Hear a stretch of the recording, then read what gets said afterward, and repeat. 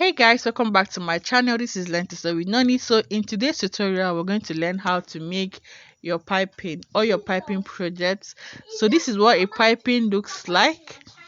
Okay. This is what your piping looks like, and you can add it to your projects, to your bustier for like a 6 pieces blouse, an 8 pieces blouse, or a pieces skirt. So this is the black stuff you're seeing in between the lines is what we call piping. Right, so you can prepare your piping cord. It comes in the big size, the medium size, and the small size. So whatever size you want to make just depends on your preference. So you can see it has about 3 different sizes, so you can just get any one that you see. Now for this project, instead of going to source into in the market looking for piping cord that is scarce, I use my sewing machine cord. You know that cord we use in putting our blackhead sewing machine. Yes, that particular cord, that is what I am holding here. So this is it. I'll just cut a little bit that I'll use for this illustration. Right, so but if you can find any type of piping cord in the market, that's fine. And for this project, we'll be needing your zipper foot. Okay, this is an industrial zipper foot because I'm making use of an industrial sewing machine. But if you're making use of a regular blackhead sewing machine, use the zipper foot for the blackhead sewing machine. If you're using a domestic sewing machine, also use a zipper foot for the domestic sewing machine. So whatever zipper foot works, you get it. So now I'm going to cut out this little piece of Ankara fabric that I'll be using as the base for the piping cord, because you can't just sew the piping cord into your project. It's going to ruin it. You need a base, you need something to put the piping cord inside. That's why it's called piping.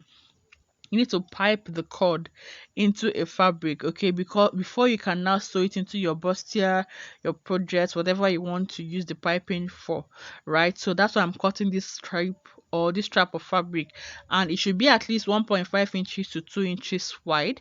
So what we're going to do is to fold the fabric and put the piping cord in between the fabric, right? So place the piping cord inside the fabric and fold it like so.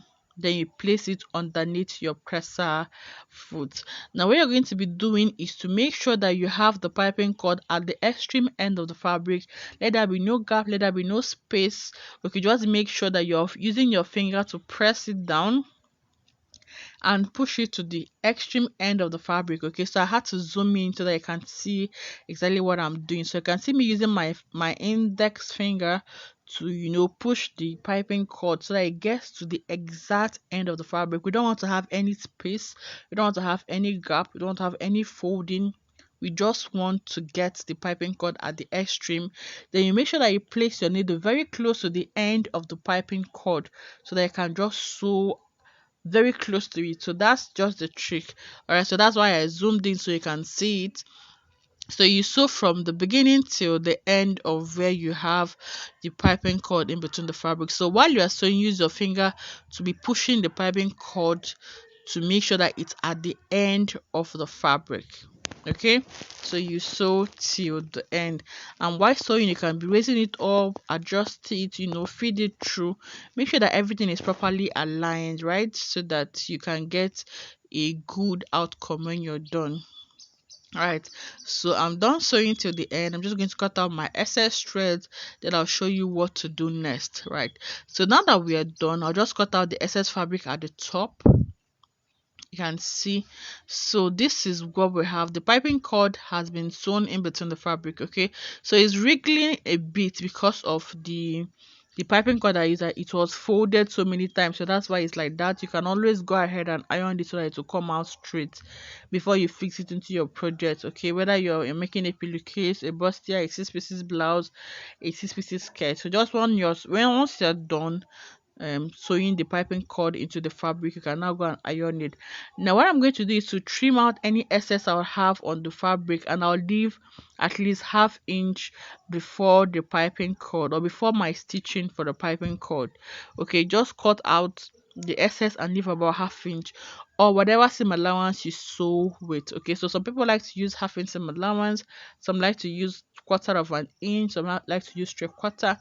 So whatever seam allowance you like to sew with, just go ahead and trim off the excess fabric and leave about that much seam allowance that you work with. Now, so I'm going to imagine that this little fabric here is my bustier or my 6 pieces blouse or my 6 pieces skirt, or whatever project I want to fix the piping cord to. Okay, so I'm just cutting it open like so, because you need to have two fabrics so that you place the piping in between the two fabrics, and so thereby sandwiching the piping cord and giving you that beautiful look that you are determined to get, right? So this is the piping cord that I've sewn. I'm going to place it in between the two fabrics. So let's just say this is center front to side front. Okay, and you just place it like so, then you put it underneath your presser foot. Remember, you're sewing with your desired or allocated seam allowance. Mine is 1/2 inch. So you're also going to make sure that you place the needle very close to where you can feel the piping cord, and you sew from top to bottom. Right. So this is how to make your piping cord, of how to make piping for your piping cord, and this is how to fix it as well. So you can see I've sewn it along a straight line. So if this were to be your bustier, you're just going to make it, sew it round the bustier curve, so you can see the piping really beautiful. So you can see that is in between the fabric. So if this were to be whatever project you're making, you would see that the piping is just so beautiful in between. So I hope you enjoyed watching this tutorial as much as I enjoyed making it. Okay, so till I see you in my next project, I love you so much. Consider subscribing. Bye.